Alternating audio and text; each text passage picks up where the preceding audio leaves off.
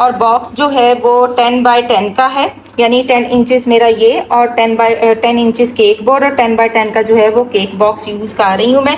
और जी पूरे 6 पाउंड का ये केक रेडी हो चुका है माशाल्लाह से, 5 लेयर के साथ बॉस बेबी केक। और देख रहे कितना गुस्सा कर रहा है, वैसे हमारा हाशिम भी ऐसा ही है माशाल्लाह से, बड़ा खूबसूरत क्यूटी सा बेबी है। और जी ये मेरा नवासा है जिसका केक मैं बनाकर भेज रही हूँ और उसकी पर्सनालिटी के अकॉर्डिंगली ये केक जा रहा है। अस्सलाम वालेकुम जी, क्या हाल चाल है सबके। उम्मीद करती हूँ सब ठीक होंगे। मैं हूँ आपकी अपनी होस्ट शेफ नाजिया और आप देख रहे हैं chef live with chef Nazia. तो आगे एक और एपिसोड के साथ बहुत दिनों के बाद मैं कंसिस्ट नहीं हो सकती। मैं आपको पहले भी कह चुकी हूँ, मुझे इतने मैसेज आते हैं कि आप कंसिस्ट क्यों नहीं होती। फिर वही बात कि नहीं हो सकती तो नहीं हो सकती, कुछ मजबूरियां होती हैं, टाइम मैनेजमेंट नहीं चल पा रही होती और बस कुछ ऐसे ही सिस्टम चल रहा है। तो बहरहाल जी आ गए हैं एक नए केक के साथ। हालांकि काम चल रहा है, मैं कर भी रही हूँ, लेकिन वीडियो बनाने का टाइम नहीं होता। इतनी गर्मी, इतनी ह्यूमिडिटी, उसके साथ साथ मैंने खाना बनाना है, ये काम वो काम, कैफे की कॉल्स और बस सब कुछ इसी तरीके से चल रहा होता है। फिर बैकग्राउंड नॉइज इतना ज्यादा होता है कि वीडियो बनाना मेरे लिए बहुत मुश्किल हो जाता है। तो खैर अब हम बनाने जा रहे हैं अपना fruit cake, like mango versus strawberry cake. और जो इसकी आउटर होगी वो मैं मिल्क गनाश के साथ करने वाली हूँ। स्पॉन्ज मैंने ऑलरेडी बना लिया हुआ है, कल का बना लिया हुआ है। मैंगो स्ट्रॉबेरी प्यूरी भी बनी पड़ी हुई है। मैंगोज जो है ये अब जो सीजन जा रहा है ये तो लास्ट मैंगो केक है, क्योंकि इसके बाद जो मैंगो आने वाले हैं वो बिल्कुल भी खाने के काबिल नहीं होते और वो बालों वाला आम होता है, उसका कोई जायका नहीं होता। लेकिन ये जो आम मुझे मिला है ये मुझे 700 रुपए किलो के हिसाब से मिला है और इतना एक्सपेंसिव हो चुका है। जो अच्छी क्वालिटी वाला अच्छा वाला चौंसा है जो कि हम खाते रहे हैं, जो कि आज इसका लास्ट ऑर्डर मैं भेजने वाली, इसके बाद मैंगो केक नहीं बनने वाला। तो चलिए स्टार्ट करते हैं। थीम है जी बॉस बेबी और देखते हैं ये बॉस बेबी केक किसका है। लीजिए स्पॉन्ज की जो है वो स्पॉन्ज की रेसिपी मैं आप लोगों के साथ शेयर कर देती हूँ। ये मैंने अच्छा वाला डेंस स्पॉन्ज रेडी किया है 6 अंडों के साथ, यानी 3 अंडों के साथ 3 अंडों के साथ। रेसिपी कुछ यूँ है, 6 अंडे हैं, 250 ग्राम चीनी है, 250 ग्राम मैदा है, 100 ग्राम ऑयल है, 100 ग्राम ही जो है इसके अंदर मैंने दूध ऐड किया है और जो बेकिंग पाउडर है वो 8 ग्राम ऐड किया है। ठीक है, वनीला पाउडर डालना चाहे डाल सकते हैं, लेकिन चूंकि जब मैंने बताती हूँ कि आप 24 घंटे पहले स्पॉन्ज रेडी कर लेते तो कोई एग हीप नहीं होती, कोई स्मेल नहीं होती, टेस्ट बिल्कुल परफेक्ट होता है। लेकिन जो व्यूवर्स हैं, नए बच्चे भी देखने वाले हैं, उन्हें लगता है कि शायद मैं कुछ चीज़ें हाइड कर देती हूँ। बिल्कुल ऐसा नहीं है, 100% प्योर रेसिपी है और इसको मैंने डेंस रखा है ताकि जो है ये अच्छे से अपनी जो है ये फ्रूट्स एंड फ्रूट प्यूरी को एब्जॉर्ब कर सके, क्योंकि ह्यूमिडिटी चल रही है और उसमें हमने जो स्पॉन्ज होते हैं उसका भी बहुत ध्यान रखना होता है, ख्याल रखना होता है कौन सा स्पॉन्ज लगाना चाहिए और कौन सा नहीं लगाना चाहिए, ताकि जो फ्रूट मोइस्ट केक आप बनाना चाह रहे हैं फ्रूट के साथ, मिल्क के साथ, वो अपनी जो है वो डेस्टिनेशन पे अच्छे से पहुंच जाए। क्योंकि 1 घंटे की ड्राइव पर इसने जाना है तो इसलिए मुझे स्पॉन्ज ये वाला इंतखाब करना पड़ा और इसमें मैंने थोड़ी सी चीज़ें बढ़ाई हैं। ये जो मेरा स्पॉन्ज है ये है जी बहुत ओल्ड स्पॉन्ज, लेकिन इसमें मैंने मैदा और चीनी और ऑयल की क्वांटिटी बढ़ा दी है, दैट्स इट, 6 अंडों के साथ। वरना ये वाला जो स्पॉन्ज है ये मैं आपको मेमोराइज करा देती हूँ। 6 अंडे थे, 200 ग्राम चीनी थी, 200 ग्राम मैदा था और 65 ग्राम मिल्क, 65 ग्राम ऑयल और 5 ग्राम जो था वो मेरे ख्याल से बेकिंग पाउडर था। ठीक है, तो मैंने इसके अंदर रद्दोबदल की है, इसके अंदर कुछ चेंजेस किए हैं ताकि मैं स्पॉन्ज के अंदर एक ग्रिप दे सकूं, एक डेंसिटी दे सकूं। तो दैट्स इट, ये इतनी सी रेसिपी है। आई होप सो कि आप मेरी इस बोलने वाले सिस्टम को समझ जाएं और इस रेसिपी को फॉलो कर लें, और जो कि ये जुलाई के मिड से लेकर अगस्त के एंड तक चल सकती है और बहुत अच्छी है। जितने भी आपके कार्बन वाले केक हैं उसके लिए बहुत अच्छी है, हाइटेड केक के लिए बहुत अच्छी है। आप इसका जो है वो बना सकते हैं, मतलब ढोल की केक बना सकते हैं जी। ये देख लें जी, ये डेंस वनीला स्पॉन्ज, एक और रेसिपी और बड़ा जबरदस्त, ये देखें ये कितना अच्छा जबरदस्त डेंस स्पॉन्ज है। इसकी कटिंग करके तो फिर मैं आपको दिखाती हूँ। 2 लेयर्स करने वाली हूँ। ये देखिए कितनी जबरदस्त इसकी लुक है, ये देखें जबरदस्त परफेक्ट। इस तरीके से ये देखें, इसने कुछ भी नहीं होना, जितना मर्जी मैं इसको फ्रूटी कर लूं, सॉफ्ट कर लूं, ये और मजेदार बन के सामने आएगा। और कितनी जबरदस्त रेसिपी आपके साथ मैंने शेयर कर दी है, आप इसको दोबारा से सुन लीजिएगा। मैंने बता दिया, मैं कोशिश करूंगी कि स्पॉन्ज की रेसिपी नीचे डिस्क्रिप्शन में दे दूं। ठीक है, ये मैं अब आपके सामने, ये देखिए मैं काट रही हूँ, ये देखिए, ये देखिए कितना अच्छा। ठीक है, अच्छा, मैं क्या करने वाली, स्ट्रॉबेरी की 1 लेयर है और मैंगो की 3 लेयर कर लेते हैं, ठीक है, क्योंकि ये थोड़ी सी इसने हाइट निकाली हुई है। ओके, ये ऐसे कर लेते हैं हम। Strawberry 1 and mango 2 layer. लें, कितनी आसानी से कट हो रहा है, और देखें चिल्ड हुआ हुआ ठंडा स्पॉन्ज, और जितना आप इसको ठंडा करेंगे उतनी अच्छी ये कटिंग करेगा। ये है जी मिल्क गनाश, ठीक है। ये मैंने बना के रख ली है, थोड़ी सी मुझे चाहिए, अभी ये ठंडी नहीं हुई, थोड़ी सी चाहिए मुझे यहाँ लगाने के लिए बेस पे। मिल्क गनाश लगाऊंगी ताकि जो स्पॉन्ज है, क्योंकि ये हाइटेड बनने वाला है केक, ताकि ये अपनी जो है ना डेस्टिनेशन पे अच्छे से पहुंच जाए और तंग ना हो, हिले जुले ना, बस इसलिए इसके नीचे हम लगाएंगे गनाश। ओके, ठीक है ना। अब ये फिक्स हो गया, सेंटर में रखना है इसको, सेंटर में, ना इधर जाए ना उधर जाए, बिल्कुल सेंटर में। ये देखें कितना अच्छा फिक्स हो गया। ओके, हमेशा इस तरह से नीचे घनाश लगा लिया करें। घनाश नहीं है तो वो जो होता है ना आपका ग्लूकोज लिक्विड, वो गर्म करके वो नीचे लगा लिया करें, कुछ भी नहीं होता, आपके स्पॉन्ज हिले जुलेगा भी नहीं। जी, दूध के साथ इसको सो करेंगे, देखिए कितना अच्छा उसने एब्जॉर्ब किया है दूध को। तो ये चीजें आपके जो है ज़हन में होनी चाहिए। सबसे नीचे जो है वो मैं मैंगो रखूंगी और ऊपर 2 लेयर वाला जो है वो स्ट्रॉबेरी रखेंगे, ठीक है। यहाँ पर ये देखिए, ये मैंगो डाले हैं मैंने, ठीक है। ये चीज इनसाइड रखना है, ऊपर से जैसे मैं बताती होती हूँ हल्की हल्की सी यू क्रीम लगा देनी है, ताकि ऊपर वाले स्पॉन्ज को प्रॉब्लम ना हो, मैंगो डिस्टर्ब ना करें और मैंगो अंदर ही रहे, फिक्स रहे। इसी तरीके से सेकेंड लेयर अपनी जगह पे, ये देखिए यहाँ से टूटा है तो मैंने उसको वहां फिक्स कर दिया, ये तरीका कार है, ठीक है जी। तो 3 लेयर के साथ हम पहले करेंगे मैंगो,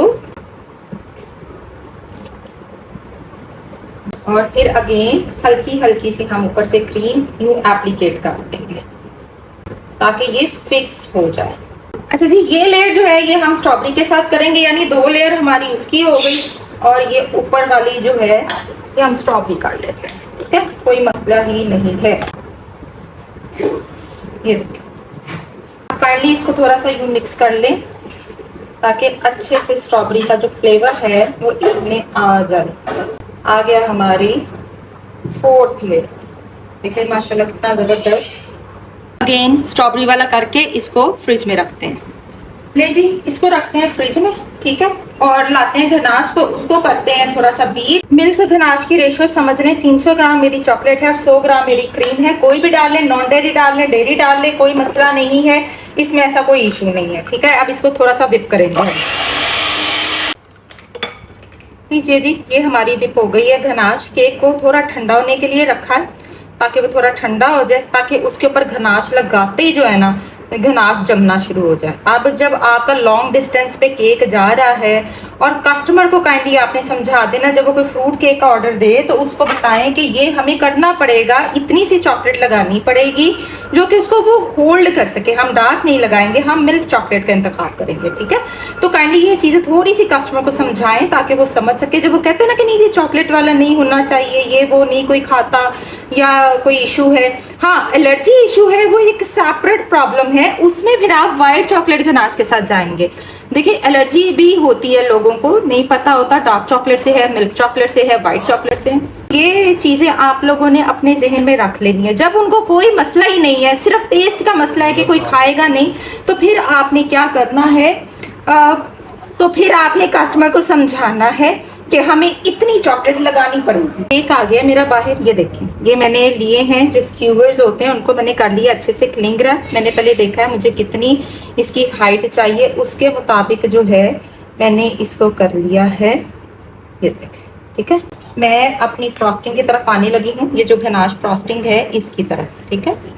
पहले अच्छे से यूं क्रीम के साथ इसको यूं मर्ज कर लें, पहले ऐसे घुमाते घुमाते ना जो थोड़ी बहुत क्रीम है वो इसके साथ यूं मर्ज हो जाए। ओके, ये चीज़ का ध्यान रखें।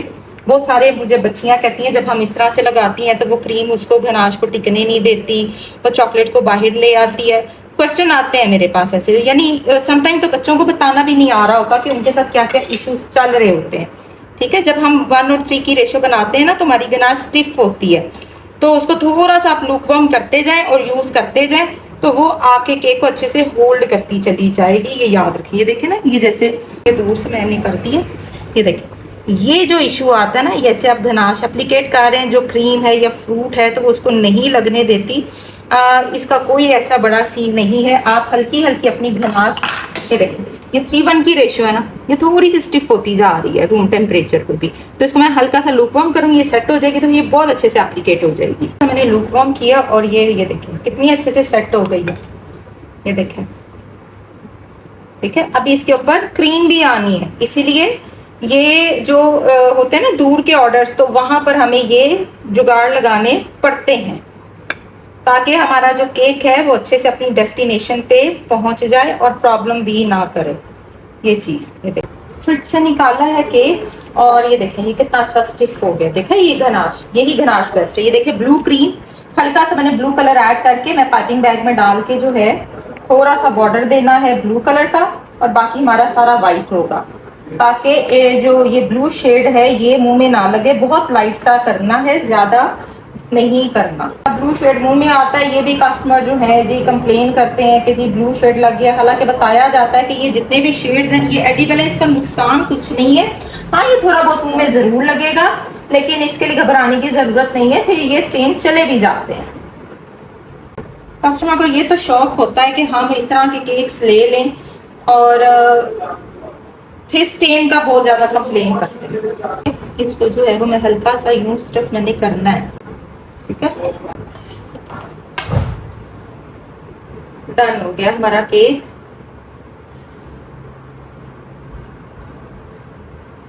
खाली केक को होल्ड नहीं करना होता, जो अंदर फ्लेवर होते हैं ना, आप चाहते हैं कि आपका केक रिच और मॉइस्ट रहे, फ्लेवरफुल रहे, तो देन आपको जो है वो वेदर के अकॉर्डिंगली चलना होता है।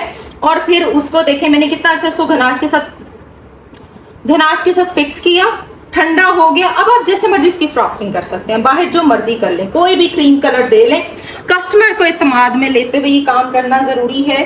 काइंडली ये मैं फिर बता दूं, इसलिए इन केक्स के चार्जेस ज्यादा होते हैं। जो नए बच्चे हैं जिनका सवाल है कि हम इन केक्स के चार्जेस क्यों ज्यादा रखते हैं, ऑब्वियसली ये सब जो है हाइटेड केक को स्टिक करने के लिए है, उसको उसकी डेस्टिनेशन पे अच्छे से पहुंचाने के लिए ही इनके चार्जेस को एक्स्ट्रा किया जाता है। तो बच्चों इस चीज को आप देख लें, जब इसका वेट करूंगी फिर आपको पता चल जाएगा कि इसका वेट कितना है। बस मैं बता देती हूँ, पकड़ के मैं बता देती हूँ कि इसका वेट जो है इस टाइम 6 पाउंड केक का है, ठीक है। तो 6 पाउंड ये केक रेडी हो चुका है। नीचे जी केक हो चुका है हमारा यहाँ पे रेडी। ये है जी केक की साइड और ये है हमारे बॉस बेबी के स्टिकर। पहले मैं ये देखूं कि ये आता है कि नहीं आता, ये पूरा ही मैंने करवाया था तो ये आ जाएगा, ठीक है। पहले तो क्योंकि ये मैं फॉन्डेंट के नहीं ना करा रही, ये हम स्टिकर्स लगा रहे हैं सारे जो है ये शुगर शीट के, तो फॉन्डेंट लगाने की जरूरत नहीं है, ठीक है। जो क्रीम केक है मैं वहां पे आपको बताऊंगी, फॉन्डेंट लगाने की जरूरत नहीं है। वहां पर आप डायरेक्ट जो है इसके साथ ही चला करें। ये यहाँ पे सेंटर में आ जाना है। सबसे पहले तो ये मैं बॉस बेबी का पीछे से उतार लूँ। ये सारी चीजें जो हैं ये मैं आपको दिखा देती हूँ, क्योंकि नमी वाला मौसम है, गीले हाथों से बचना है और गीली चीज से जो है इसको बचाना है। ये जो एडिबल स्टिकर्स होते हैं, ठीक है, नमी में ये थोड़ा सा तंग करते हैं, उतरने में प्रॉब्लम करते हैं और ये मुझे टाइम लगेगा। ये सारा केक जो है ये मैं सेट करके तो फिर आपको दिखाती हूँ जी। बॉस बेबी केक यहाँ पे रेडी है विदाउट फॉन्डेंट, ये मैंने बनाया है और व्हिपिंग क्रीम के ऊपर बना है। ये चीज़ देख लें, जाहिर है गर्मी है, ह्यूमिडिटी है, बहुत ज़्यादा वो कर रहा है, इसलिए मैंने अंदर जो है 3:1 की रेशियो रखी थी गनाश की, ताकि ये स्टेबल रहे। 1 घंटे के डिस्टेंस पे इसने जाना है और ये बिल्कुल रेडी है। इसको मैंने ठंडा कर लिया था केक को, अब ये डिलीवर होने लगा है तो देन मैंने ये चीज़ें ऊपर लगाई हैं, ठीक है। अब मैं इसको डिलीवर करने लगी हूँ, मैं फ्रिज में नहीं रखूंगी, होगा तो कुछ भी नहीं, शुगर शीट है ये सारी, लेकिन इसके पीछे जो है स्टिकर लगा हुआ है। मैंने इसका स्टिकर नहीं उतारा, सिर्फ इनके स्टिकर्स उतारे हैं और ये मैंने इस तरह से इसके ऊपर लगा दिया है, ठीक है। नहीं जी, केक यहाँ परफेक्टली मैंने कर लिया है, जो है वो बॉक्स में डाल लिया है और बॉक्स जो है वो 10 बाय 10 का है, यानी 10 इंचेस मेरा ये और 10 इंचेस केक बोर्ड और 10 बाय 10 का जो है वो केक बॉक्स यूज़ कर रही हूँ मैं। और जी पूरे 6 पाउंड का ये केक रेडी हो चुका है माशाल्लाह से।